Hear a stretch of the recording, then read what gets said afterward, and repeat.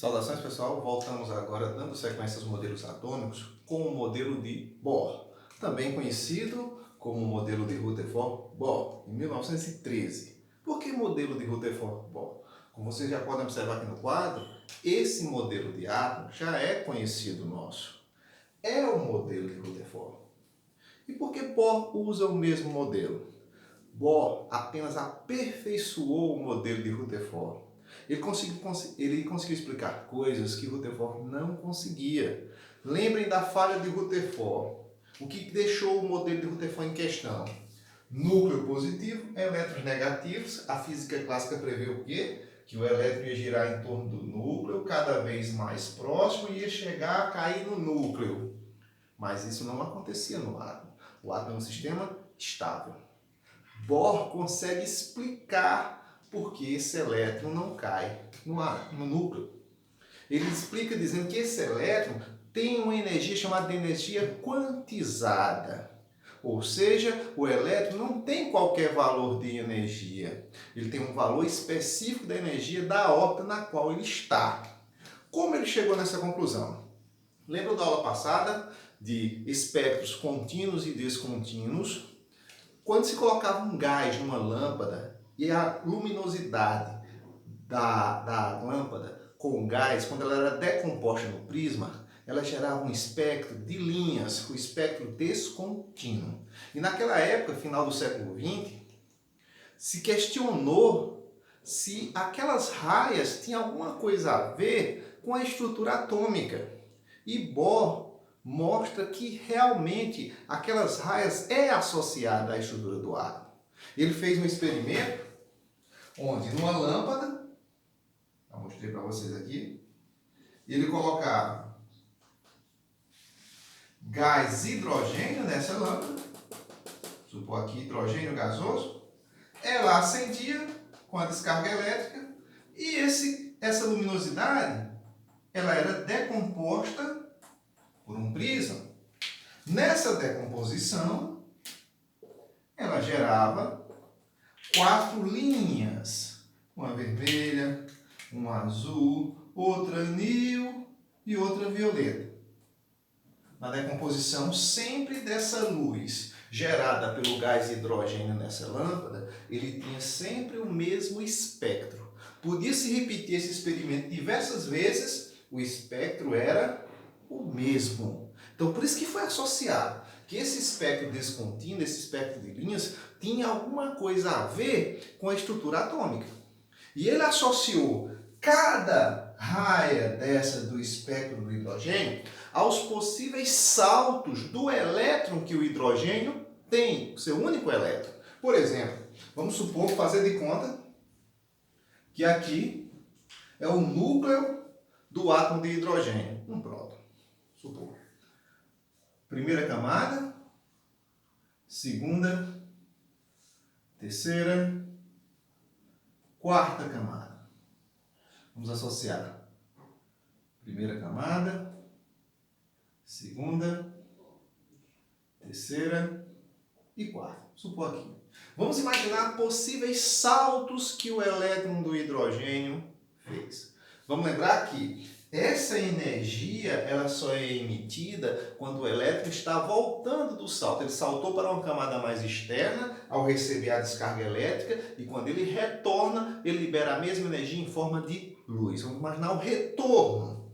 Olha só, se eu tiver um elétron na segunda camada e ele retornar para a primeira, ele vai liberar uma energia no formato de uma onda eletromagnética que foi responsável por uma dessas raias aqui. Provavelmente a vermelha, que é a de menor energia possível, menor frequência. Quando o elétron saltar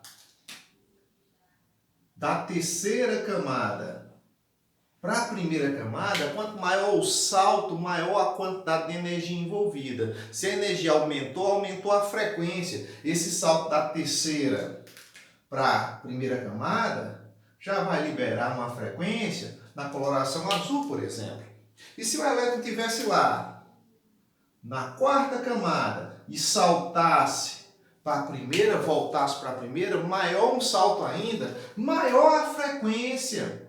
Seria a raia anil e assim sucessivamente. Então, essas raias, elas estavam associadas ao salto dos elétrons. E como ele percebeu que sempre que ele fazia o experimento para o hidrogênio, tinha os mesmos saltos, as mesmas raias, ele associou que a energia do elétron não era uma energia qualquer. Se o elétron está na primeira camada, ele tinha que ter uma energia correspondente à energia da primeira camada. Se ele está na segunda camada, energia correspondente à segunda camada. E assim sucessivamente. Se ele está na terceira, energia na terceira. Se ele está na quarta camada, energia da quarta camada. Ou seja, o elétron não pode ter qualquer valor de energia. Bohr chamou essa energia de energia quantizada. Ok? Então, serviu de referência para propor essa situação de energia quantizada, os espectros descontínuos do elemento hidrogênio. Apenas do hidrogênio, Bohr fez experimentos apenas do hidrogênio e resolveu ampliar para o restante da tabela periódica, o que isso é uma falha do modelo dele. Mas não quer dizer que somente o hidrogênio poderia gerar espectros de linhas. Qualquer outro gás nessa ampola, hélio, argônio, iria gerar um espectro descontínuo, com linhas que seriam sempre as mesmas para aquele elemento. Ou seja, tentando evidenciar que esse espectro descontínuo poderia funcionar como se fosse uma carteira de identidade para que nós possamos identificar elementos químicos, comparando seus espectros. Mas Bohr fez esse experimento apenas para o hidrogênio, chegou a essa conclusão da energia quantizada e expandiu o seu modelo para os demais átomos. Essa coisa de fazer o experimento para o hidrogênio e expandir para os demais é considerada uma falha do seu modelo. No final eu vou tratar dessa falha aqui. Vamos melhorar a explicação? Olha a mágica. Feito a mágica, gente, tentando explicar melhor o modelo de Bohr, vamos lembrar o seguinte: o modelo de Bohr é o mesmo de Rutherford. O que Rutherford dizia? Que o elétron ficava girando em torno do núcleo em órbitas circulares. Vamos fazer de conta que todas as órbitas são circulares em todas as direções possíveis, ok? Órbitas circulares. Núcleo com carga positiva, contendo os prótons, que são positivos, e os nêutrons sem carga. É o mesmo átomo. Rutherford não sabia explicar porque o elétron não caía no núcleo. Já Bohr conseguiu explicar isso, afirmando que o elétron tem uma energia quantizada. Ele não poderia ter qualquer valor de energia. Como é que eu vou explicar isso aqui melhor? Veja bem, vamos imaginar a explicação de Bohr para esse modelo. Vamos supor, tem aqui um núcleo, uma camada, duas camadas, 3, 4, 5 e assim vai. Vamos usar só esse aqui como referência. Vamos considerar todas as órbitas circulares, ok? Primeira camada circular, segunda camada circular, terceira circular, quarta, quinta e assim sucessivamente. Hoje em dia nós chegamos até a sétima camada, beleza? Vamos imaginar o seguinte: segundo Bohr, o elétron não pode ter qualquer valor de energia. Se o elétron estiver na primeira camada, ele tem uma energia que corresponde à energia da primeira camada. Se ele estiver na segunda camada, olha, eu estou colocando elétrons aleatórios, a quantidade de elétrons que eu estou colocando aqui não tem nada a ver com o máximo em cada camada, só para ilustrar. Então, se ele estiver na segunda camada, energia da segunda camada. Quando ele estiver na terceira, energia da terceira. Está na quarta camada, energia da quarta camada. Está na quinta camada, energia da quinta camada. Na sexta e assim sucessivamente. Ou seja, o elétron não pode ter um valor de energia que o coloque entre uma camada e outra. Ele tem que ter a energia da camada na qual ele se encontra, ok? À medida que ele se distancia do núcleo, que ele se afasta do núcleo, ó, vamos fazer esse sentido aqui, o elétron se afastando do núcleo, ó, de dentro para fora. Nesse sentido, você tem um aumento na energia do elétron, ou seja, da camada. Quanto mais externo for a camada, maior é a energia da camada. Então, maior é a energia que o elétron tem que ter. Então, quanto mais externo, maior a energia. Quanto mais próximo do núcleo, menor energia. Outra coisa importante. À medida que você se aproxima do núcleo, o que acontece com a energia? A energia diminui. Mas o que acontece com a velocidade do elétron? Ela aumenta para que ele não consiga ser atraído pelo núcleo. Então, olha só, nesse sentido, ao se aproximar do núcleo, eu tenho um aumento na velocidade do elétron. Quanto mais próximo do núcleo, menor será a energia e maior será a velocidade. Quanto mais distante do núcleo, maior a energia, menor velocidade. Começa a fixar isso aqui. Com relação à energia, quanto mais distante, maior a energia. Quanto mais próximo do núcleo, menor a energia. Questão velocidade. Quanto mais próximo do núcleo, maior a velocidade. Quanto mais distante, menor. Porque à medida que se aproxima do núcleo, ele tem que girar mais rápido, para que ele não consiga ser atraído. Porque se ele se aproximar do núcleo e girar lentamente, ele será atraído pelo núcleo. Ok? Uma observação importante de Bohr. Quando o elétron está girando em torno do núcleo, ele permanece em sua órbita.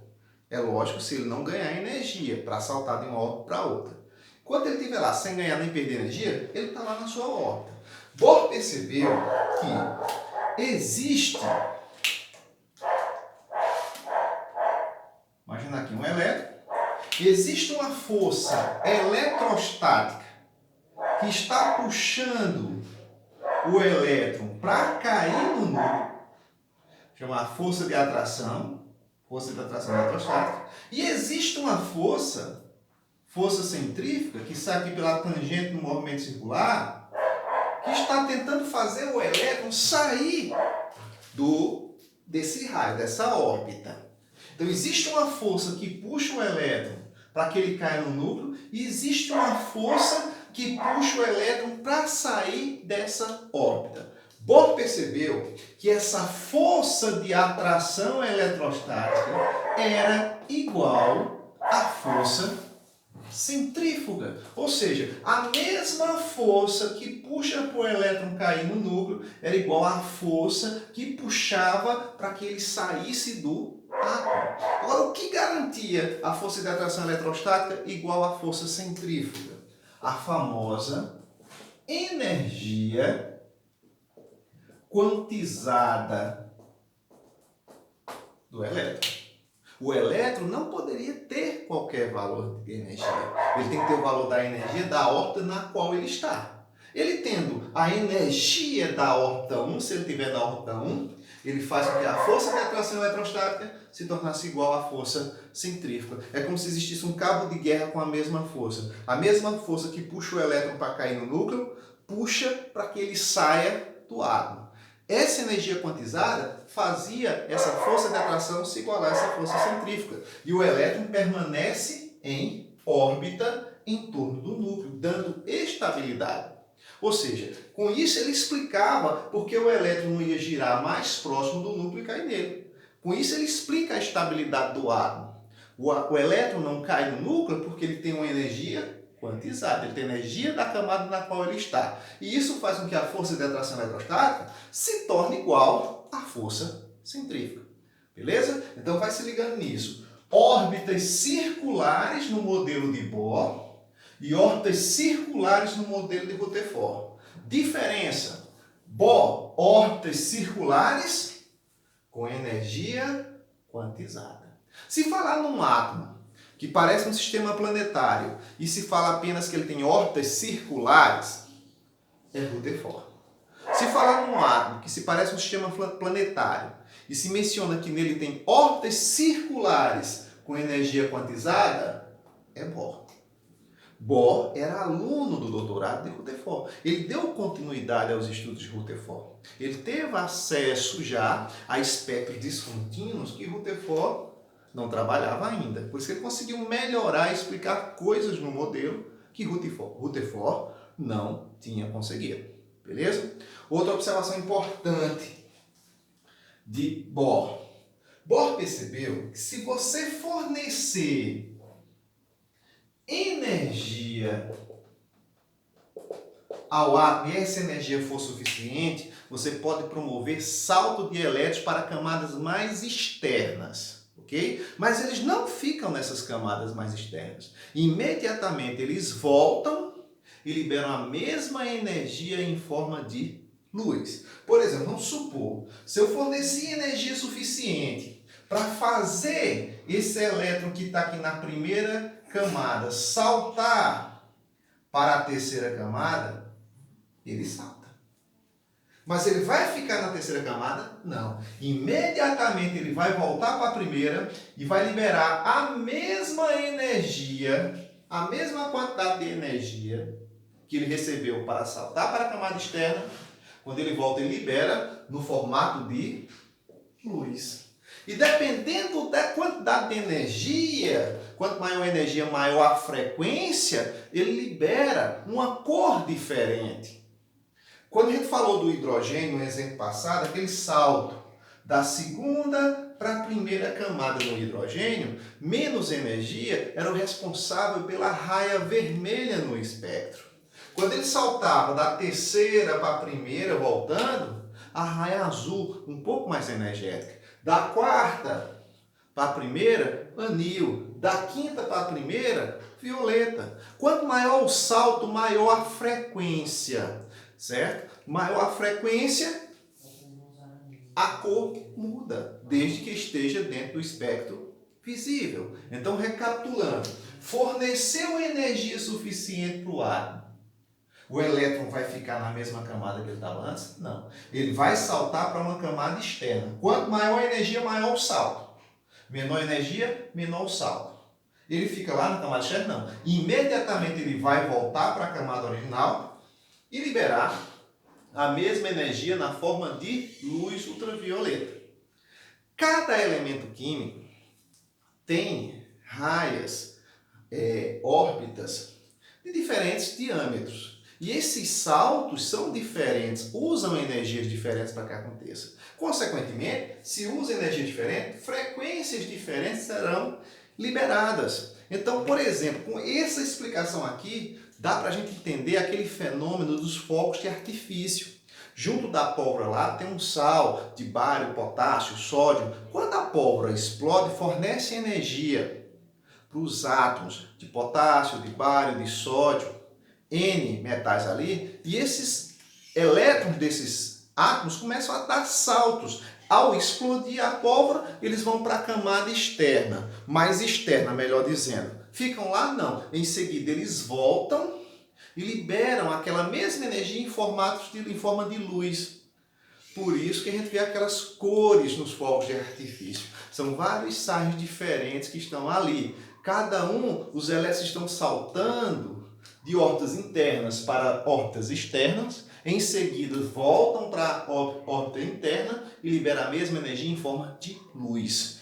Essa explicação aqui desse salto dos elétrons no modelo de Bohr nos ajuda a entender aquilo ali. Nos ajuda também a entender aquelas figurinhas que muita gente coloca no teto dos quartos, estrelinha, lua. A luz está acesa, forneceu energia, os elétrons naquela substância que está naquelas figurinhas, normalmente sulfeto de zinco, saltou para a camada externa na presença de luz. Apagou a luz, ele vai voltar para a camada interna e liberar aquela mesma energia em forma de luz. Aí você visualiza a figurinha acesa no escuro. Essa noção desses saltos aqui, dos elétrons, a gente consegue explicar aquela situação. Beleza? Então, recapitulando o modelo de Bohr. Elétron pode ter qualquer energia? Não, a energia do elétron tem que ser quantizada. Graças a essa energia quantizada, a força que puxa o elétron para cair no núcleo é igual à força que puxa para tentar tirar ele do átomo. Força de atração igual à força centrífuga, graças à energia quantizada. Segundo Bohr, órbitas circulares com energia quantizada. Se você não fornecer energia para o átomo, o elétron permanece lá, na sua camada, não muda. Agora, se você fornecer energia suficiente, o que acontece? Ele salta de uma camada interna para uma camada externa. Fica lá? Não. Volta para a camada original e libera a mesma quantidade de energia na forma de luz, cuja coloração dessa luz vai depender da energia, vai depender da frequência, do comprimento de onda. Outra informação importante, à medida que nós nos afastamos do núcleo, a energia do elétron e da camada aumenta. No quesito velocidade, à medida que a gente se aproxima do núcleo, aumenta a velocidade do elétron, justamente para ele não ser atraído. Se você se distancia do núcleo, a velocidade diminui. Beleza? Vamos organizar essas informações agora aqui nos postulados de Bohr. Olha a mágica. Bem, pessoal, tudo que foi explicado anteriormente estão aqui em postulados, resumidos, mas em postulados. Por exemplo, olha só são permitidas algumas órbitas para o elétron. O elétron não pode estar em qualquer lugar, ele tem que estar numa órbita, porque ele apresenta uma energia quantizada. Ele não pode ter qualquer valor de energia, ele tem que ter o valor da energia de órbitas que são permitidas. Beleza? Então a energia do elétron tem que ser o quê? Quantizada. O elétron, quando ele está localizado numa dessas órbitas, ele nem perde e nem ganha energia espontaneamente, porque ele assume um estado estacionário. Ele fica lá em órbita em torno do núcleo. Esse elétron ele pode receber energia de uma fonte externa, sempre em uma quantidade de energia que são múltiplos de um quanta, que é o plural de quanto, porque a energia é quantizada. E quando ele recebe, quando o elétron absorve um quanto de energia de uma fonte externa, ele salta para uma órbita mais externa. Mas ele fica lá? Não. Quando ele retorna à órbita menos energética que ele estava antes, ele vai liberar, ele perde na forma de onda eletromagnética, ele libera na forma de onda eletromagnética energia que corresponde à diferença entre as órbitas envolvidas no salto, ou seja, a diferença de energia da órbita externa menos a órbita interna, dá exatamente a energia liberada nesse retorno, que é a mesma energia que ele absorve para saltar para a camada mais externa. Quando ele retorna, ele libera a mesma energia no formato de luz, de uma onda eletromagnética. Beleza? Aí, com essas informações que Bohr teceu, ele começou a distribuir os elétrons em camadas. Surgiu aquela famosa distribuição eletrônica nas camadas K, L, M, N, O, P e Q, que eu vou mostrar para vocês agora. Olha a mágica.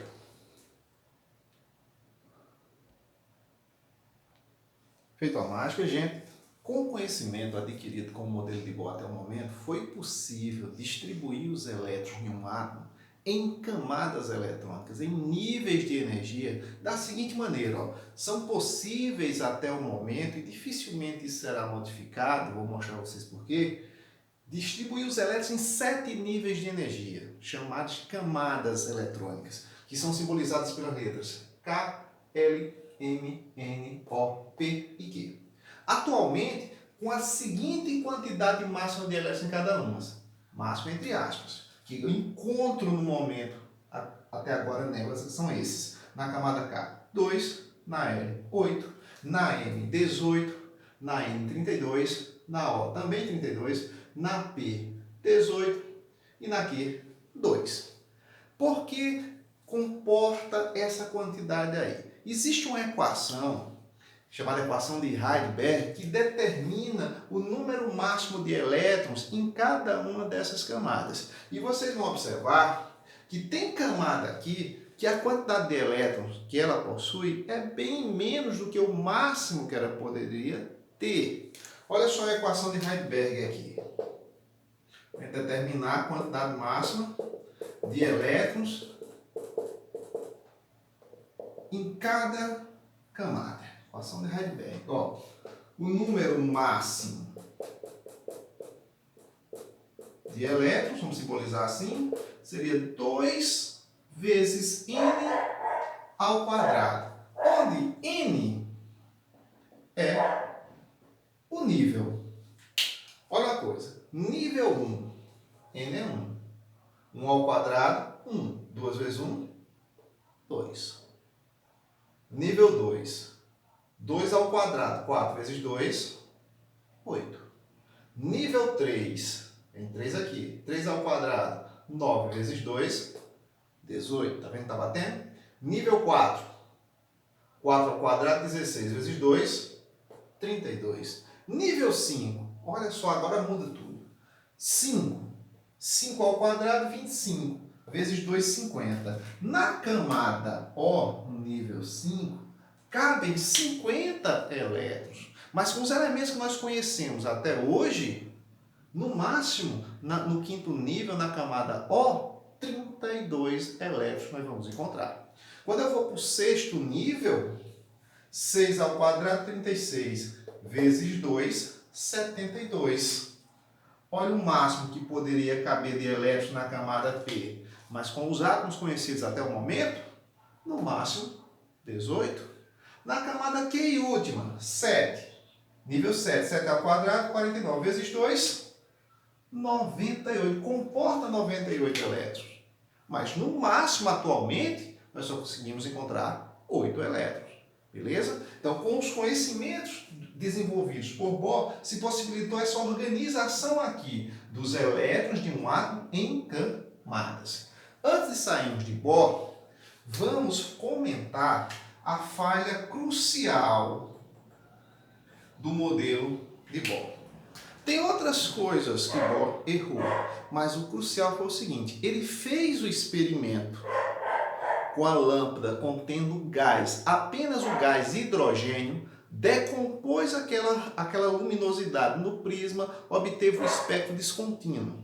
Tirou suas conclusões apenas usando o gás hidrogênio e resolveu expandir o modelo de átomo para todos os demais elementos da tabela periódica. Então, se vocês forem questionados, uma falha do modelo de Bohr, lembra, fazer o experimento apenas com o gás hidrogênio, que é um átomo monoeletrônico que só tem um elétron, e expandir todo aquele conhecimento obtido para o hidrogênio para os demais elementos da tabela periódica. Isso é uma falha crucial do modelo de Bohr.